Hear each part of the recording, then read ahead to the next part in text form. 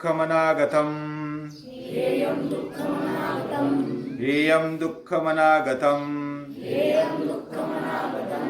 दृष्टदृश्ययोः संयोगो हेयहेतुः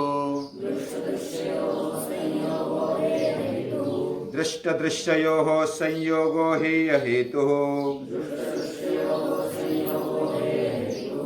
हेयं दुःखमनागतम् दृष्टदृश्ययोः संयोगो हेयहेतुः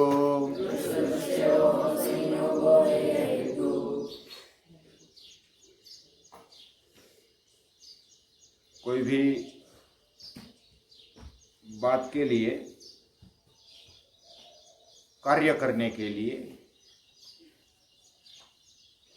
चार बातों की जरूरत मानते हैं। जो भी हमें स्थिति है, वह स्थिति, उसका कारण और आदर्श स्थिति और उसके लिए उपाय। यानी पहले वास्तविकता समझ लो, उसका कारण समझ लो, फिर आदर्श कहाँ तक जाना है वह भी समझ लो और उसके लिए उपाय करो। जैसे रोग का कारण आरोग्य, आदर्श चीज हमें आरोग्य चाहिए और उसके लिए उपाय। रोगी का रोग और उसका कारण पहले जान लेना चाहिए। फिर आदर्श स्थिति क्या है? आदर्श स्थिति है आरोग्य, और उस आरोग्य के लिए उपाय क्या हो सकते हैं। हम जो भी स्थिति में हो, वह स्थिति को पहले पहचानना, उसका कारण ढूंढना, आदर्श स्थिति क्या हो सकती है उसको भी जान लेना और उसके लिए उपाय करना। ये मेथड होती है, और वही मेथड से महर्षि पतंजलि जा रहे हैं।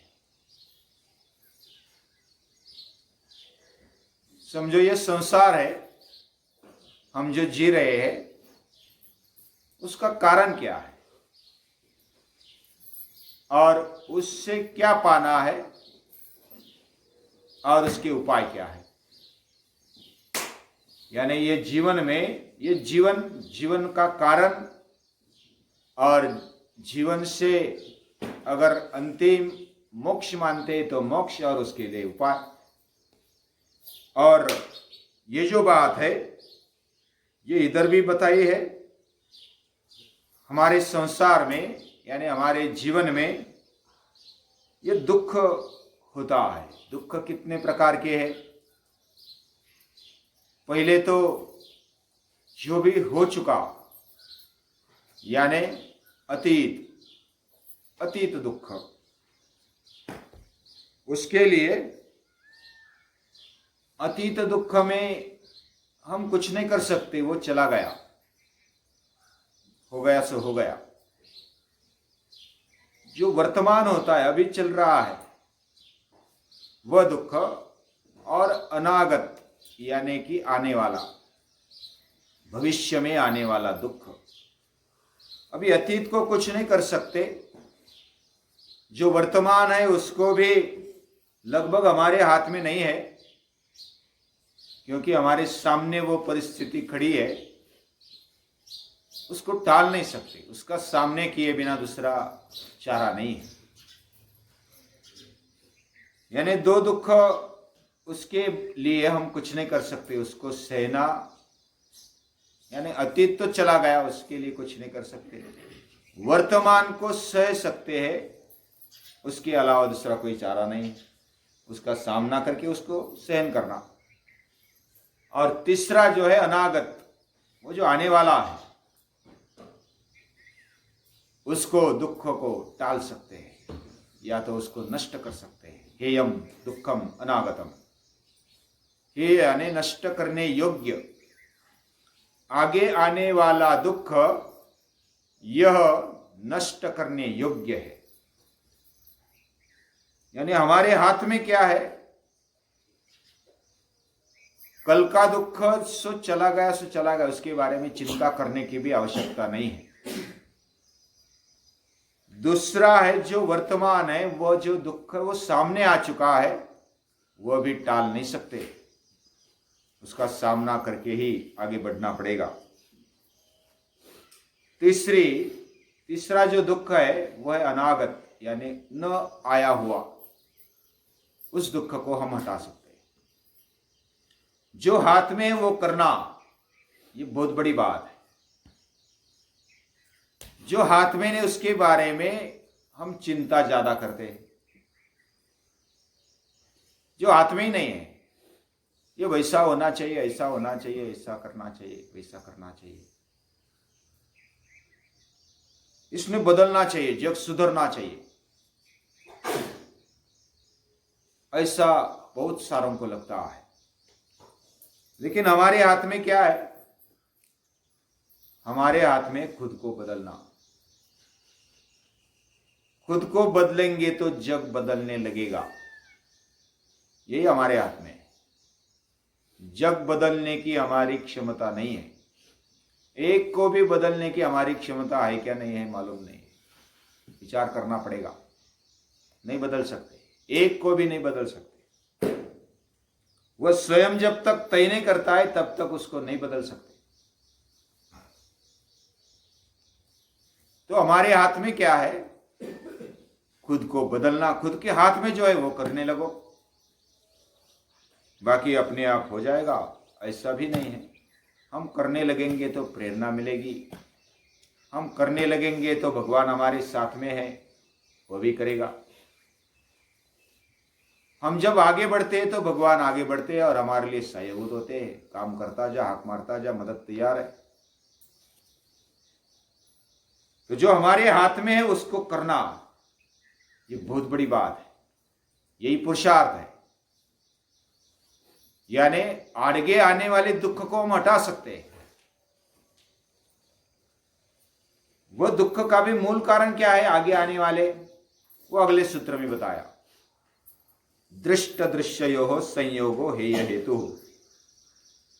जो नष्ट करने योग्य जो दुख है उसका मूल कारण अगर कुछ है तो वो है दृष्ट दृश्ययोः संयोगः। दृष्टा और दृश्य का संयोग। हमने ये संयोग पिछले भी एक सूत्र में देखा था, अस्मिता में। दृग दर्शन शक्ति और एकात्मते वास्मिता, वह भी क्लेश माना गया। और उससे दुख होता है, मूल कारण अविद्या के कारण दुख होता है। दृष्ट दृश्ययोः संयोगः। दृष्टा यानी आत्मशक्ति और दृश्य यानी चित्त शक्ति, उन दोनों का संयोग यह दुख का मूल कारण है। इसको ही अविद्या बोलते हैं। यानी आत्मा पर हम चेतनत्व का और ज्ञातवत्व का आरोप करते हैं। यानी आत्मा चेतन है ऐसा चित्त उस पर आरोप करता है, और वह कर्तव्य और भोक्तृत्व ये करने वाला है, ऐसा उसको उस पर आरोप किया जाता है। और चित्त पर वो चेतन है, वो जानने वाला है, ऐसा आरोप होता है। उसको अध्यास कहते हैं। यानी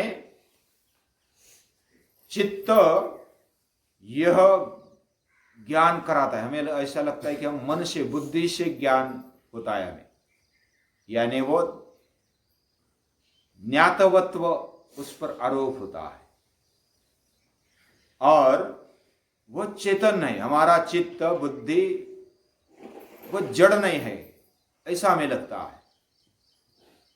जड़ होते हुए भी उसको चैतन्य समझना, चेतनत्व, और वो मालूम करने वाला न होते हुए भी उसको मालूम करने वाला समझना, ये आरोप हम करते हैं। इतना परस्पर आरोप होता है कि हमें पता नहीं चलता कि ये कौन सा सच है, कौन सा झूठ है। और जो आत्मशक्ति है, आत्मा है, उस पर हम कर्तृत्व और भोक्तृत्व का आरोप लगाते हैं।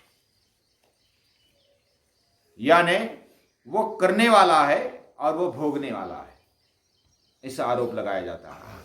वैसा एक दूसरे पर मन बुद्धि इस पर आरोप लगाते, ये आरोप इस पर आरोप लगाते, इसको अध्यास कहते हैं। अध्यास निरस्तव्या, अध्यास निकलना चाहिए, निकालना चाहिए, ऐसा बोला जाता है। शास्त्र में ऐसा कहा गया है कि अध्यास निरस्तव्या, जो भी अध्यास है वो निकालनी चाहिए, निकाल फेंक देनी चाहिए।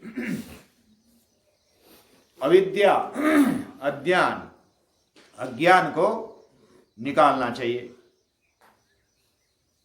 और ये जो एक दूसरे पर आरोप इतने लगाए हुए हैं कि हम चित्त हो या आत्मा हो एक दूसरे अलग समझते ही नहीं है, इतना वो एक रूप मालूम पड़ते हैं। तो ये संयोग माना जाता है। यानी आत्मशक्ति का, आत्मा का चित्त शक्ति पर आरोप, चित्त शक्ति का आत्मशक्ति पर आरोप, दृष्टा और दृश्य, ये दोनों का एक दूसरे पर आरोप होता है। और आरोप यानी हम ऐसा समझते भी है, यानी मैं ज्ञान करता हूं, मुझे ज्ञान होता है, ऐसा हम समझते हैं। मन बुद्धि से हमें ज्ञान होता है, ऐसा समझते कि नहीं समझते? लेकिन मन बुद्धि जड़ है, वह मैटर है, और चेतन केवल पुरुष है, ये शास्त्र कहते हैं और अभी विज्ञान भी कहने लगा है। मन बुद्धि जड़ है, इसलिए तो उसको निर्माण कर सकते हैं। चैतन्य को निर्माण करना हमारे बस की बात नहीं। चैतन्य में निर्माण करता है, चैतन्य मन बुद्धि को निर्माण करता है, यह भी आरोप है, लेकिन समझने के लिए बोल रहा हूं। मन बुद्धि को तैयार किया, अभी जो आर्टिफिशियल बुद्धि रोबोट में तैयार होती कि नहीं होती? कैलकुलेटर में भी बुद्धि तैयार होती, वो कैलकुलेट करता है। और बाकी दिमाग लगाने वाला काम अभी आर्टिफिशियल कर रहे हैं, और वो हो रहा है। वो जड़ है इसलिए कर रहे हैं। चैतन्य पर प्रयोग केवल ऋषियों ने किया। महर्षि पतंजलि आत्मशक्ति पर प्रयोग करते हैं, और आत्मशक्ति पर प्रयोग करने के लिए पहले मन बुद्धि पर प्रयोग करना होता है। और मन बुद्धि ये जड़ होते हुए भी चैतन्य के द्वारा उस पर प्रयोग किया जा सकता है। यानी आत्मशक्ति ही फाउंडेशन में है सभी के, और उस शक्ति पर हम ठहर कर उसका फाउंडेशन बना करके अलग अलग प्रयोग कर सकते हैं, जो जड़ पर प्रयोग होते हैं। वैसे भी अगर जो भी शास्त्रज्ञ प्रयोग करते हैं वह प्रयोग जड़ पर प्रयोग करते हैं, लेकिन ढूंढते हैं सत्य, ढूंढते हैं चैतन्य, ढूंढते हैं शक्ति। अंतिम शक्ति इसमें क्या है? यानी कि चैतन्य को ही ढूंढते हैं, और चैतन्य के द्वारा ही ढूंढा जा सकता है। चैतन्य ही अंतिमता मिलता है। सर्वस्य चाहं हृदि सन्निविष्टो मत्त स्मृतिर्ज्ञानमपोहनञ्च वेदैश्च सर्वैरहमेव वेद्या। जो जानने योग्य है, वेद ये ज्ञान है। वेदैश्च सर्वैरहमेव वेद्या, भगवान कहते हैं मैं ही वेद हूं, जानने योग्य वेद्य मैं ही हूं, और जो जानता है वह भी मैं ही हूं। यानी चैतन्य ही चैतन्य को जान सकता है, दूसरा कोई जान नहीं सकता। अभी इधर प्रॉब्लम क्या है? हम जड़ को और चैतन्य को एक समझ बैठते हैं, ये संयोग है। और ये हेय, यानी जो भी हेय हेतु क्या है? जो नष्ट करने योग्य है, जो दुख आने वाला दुख है, वह नष्ट करने योग्य कब होगा? जब आत्म साक्षात्कार हो जाएगा, अविद्या का विनाश हो जाएगा, तब हमें ये जो हेतु है उसको नष्ट करने का तरीका मालूम पड़ेगा। यानी वो अपने आप नष्ट हो जाए। आत्म साक्षात्कार जैसे ही होगा वैसे अविद्या नष्ट हो जाएगी। और वो अविद्या यानी दृष्टा और दृश्य का संयोग है।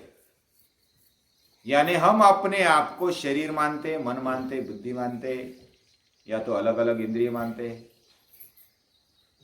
तो ये जब तक मानते हैं तब तक अविद्या है, तब तक कार्य होगा, तब तक कर्म हमारे से हो जाएगा। अभी दृष्टा क्या है और दृश्य क्या है, ये प्रश्न है। दृष्टा किसको बोलेंगे, दृश्य किसको बोलेंगे, तो ये अगले सूत्र में महर्षि पतंजलि बताते हैं, लेकिन वो कल देखेंगे।